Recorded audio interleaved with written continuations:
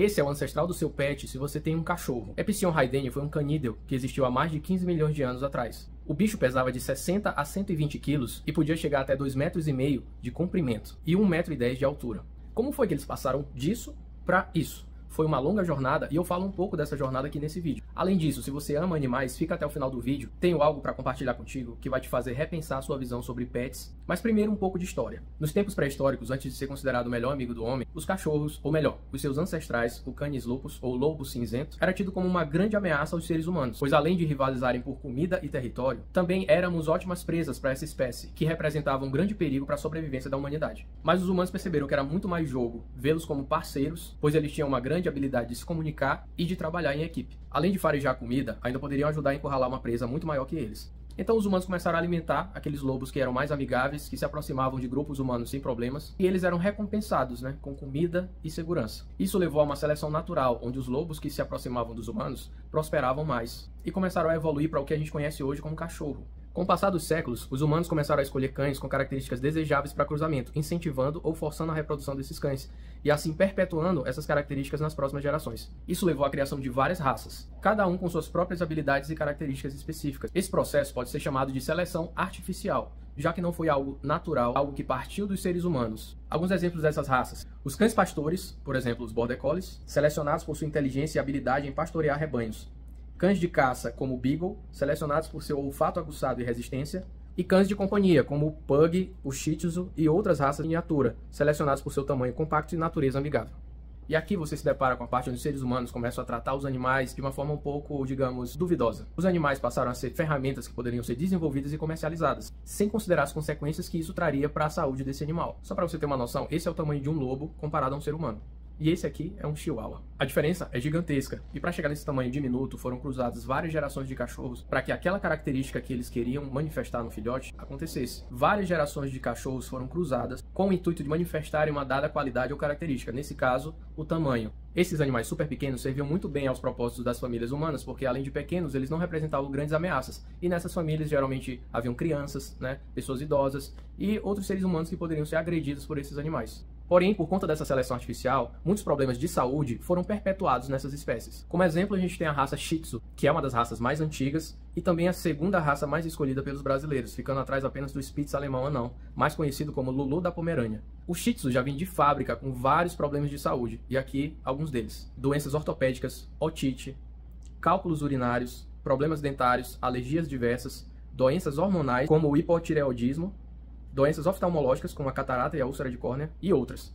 Outra raça muito popular é o Pug, e as doenças que esse animal pode manifestar são essas: dermatites, displasia coxofemoral, olho seco, hipertermia, epilepsia, luxação da patela e otite. Além disso, esses cachorros muito pequenos e com focinho achatado geralmente apresentam problemas respiratórios. City West on Tuesday night. Apesar de já haver evidência de que esses cães de pequeno porte foram originados de uma mutação em um gene regulador do hormônio do crescimento nos lobos há mais de 50 mil anos atrás, sabemos que a perpetuação dessas raças são controladas por diversos criadores ao redor do mundo todo. Todo mundo já ouviu falar em pedigree, mas você sabe o que é isso? Pedigree é o diagrama genealógico de um animal, ou um documento que ateste a propriedade desse animal. Normalmente os pedigrees são emitidos no nome do proprietário do canil de origem. Os primeiros registros desse documento chamado pedigree datam do início dos anos 1870, quando a Inglaterra fundou o The Kennel Club. Um Kennel Club, ou um Clube Kennel, é uma organização de criadores para assuntos caninos, que se preocupa com a criação, registro e exposição e promoção de mais de uma raça de cão.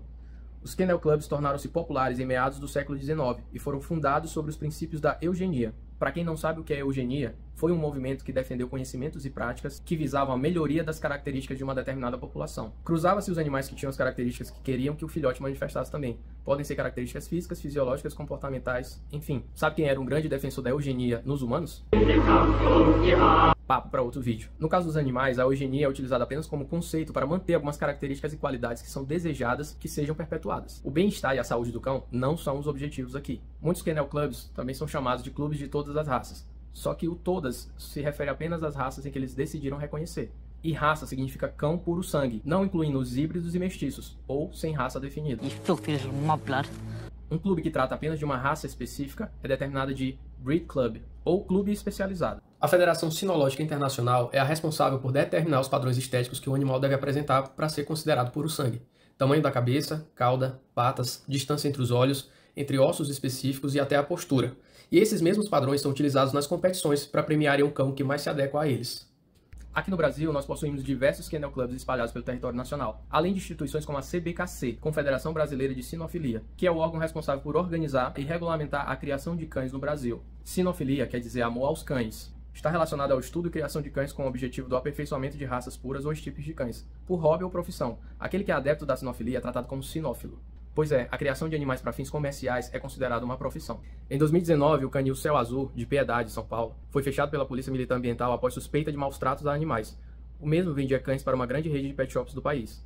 A denúncia de maus-tratos no canil com mais de 1.500 cães foi confirmada pela Polícia Ambiental e ONGs que estiveram no local. Esse caso teve repercussão nacional e foi reportagem até no canal G1. Nós sabemos que existem muitos criadores de animais por aí que são responsáveis, éticos, cuidam bem dos seus animais. O problema é que para cada um criador de animal responsável, nós temos dezenas de outros irresponsáveis, sendo que é uma atividade voltada para o lucro. Então a gente sabe que em muitos locais isso acontece clandestinamente e de maneira nada profissional. Se você for criador de animais, coloque sua mão na consciência e perceba se a sua atividade financeira não está impactando negativamente todos os outros animais do Brasil e do mundo. E por mais ético que você seja enquanto criador, pensa só, por que você precisa reproduzir mais animais, sendo que só aqui no Brasil nós temos mais de 30 milhões de animais nas ruas? Não faz muito sentido. De acordo com a Organização Mundial da Saúde, no ano de 2022 existiam cerca de 30 milhões de animais abandonados nas ruas do Brasil, dos quais 10 milhões são gatos e 20 milhões são cães. No Distrito Federal são cerca de 700 mil animais abandonados, no ano de 2021. Além disso, sempre que há uma demanda, há uma oferta. Enquanto houver pessoas que estão dispostas a pagar por um animal, haverá pessoas que estão dispostas a vender para lucrar. Sempre haverá o criador responsável e o criador irresponsável. A melhor solução é acabar com esse mercado. Por que é errado vender animal? Primeiro, pela lógica capitalista. Você tem um produto, né? Para você ter lucro, você começa a diminuir seus custos. Os animais, que são as matrizes, têm uma vida miserável. Então a maioria vive a vida inteira numa gaiola, obrigada a procriar sem parar. É justo você condenar um animal a uma prisão perpétua porque você quer igualzinho. 95% dos criadores maltratam muito as matrizes dos animais e eles abandonam quando fica velha, joga fora. Tem a questão de princípio, e amigo não se compra, amigo não pode ter preço, tem que ter valor. A principal que eu acho é que as raças hoje em dia são selecionadas pela aparência. Pensa assim, na qualquer sociedade humana, você não pode casar primos, porque os filhos, né, começam a ter defeitos genéticos. Os animais a gente acha que é ok. Você não vê que a maioria das raças muitas vezes esconde uma saúde deteriorada. Instagram loves these dogs, and everyone in this story does too. But they're facing a health crisis, and no one can agree how to save them. Há vários documentários e vídeos na internet a respeito dos problemas de saúde genéticos que essas raças consideradas puras enfrentam. And not only are so-called purebred dogs riddled with genetic disease, but dog breeds aren't even a real thing. We made them up. Pure breeding is a form of genetic manipulation humans made up just to amuse ourselves. Behold my newest creation, the Corgi. The Australian Veterinary Association joined up with the RSPCA to launch a campaign. Love is Blind seeks to raise awareness of some of the health issues associated with breeds with exaggerated features. Breeders need to accept that they exist and breed away from extreme features. The dogs are falling apart, and the number of genetic problems are increasing at a frightening pace. The RSPCA is extremely concerned about the very high levels of disability, deformity and disease in pedigree dogs. People love these animals, you know, it's like seeing a close relative falling apart. In many ways I think that's just criminal to allow that to happen. Porque nesse processo de criar e manter raças puras, que respeitam um padrão de cor e porte, nós também acabamos fixando nessas raças problemas genéticos que encurtam bastante a vida dos seus portadores. Enquanto, pela própria mistura, os vira-latas vivem muito mais e têm menos doenças do que cães de raça. Hoje em dia já ficou claro que para muitas pessoas os animais é uma questão de status e de suprir a necessidade do seu próprio ego. Todos querem um animal bonito para sair na rua e chamar atenção, mostrar para as pessoas, como se fosse um produto de marca ou grife famosa.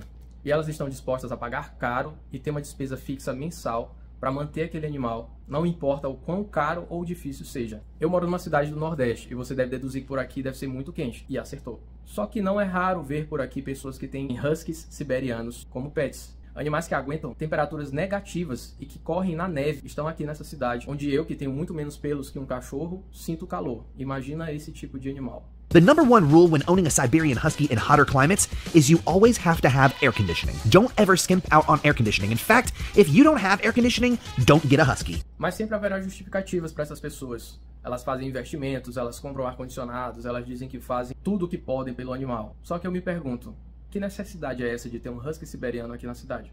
Nenhuma. Além de estarem fora do seu habitat natural, eles são colocados em situações extremamente desfavoráveis. Tudo em nome de uma satisfação do ego de certa pessoa. Look, there's an easy solution. When you get a dog, don't worry about what breed it is. Just go to your local shelter and get yourself a little puppy mutt. He'll be happy, healthy, and 100% all-natural dog. Então é isso, galera. Segue aí o canal, deixa o like e até a próxima.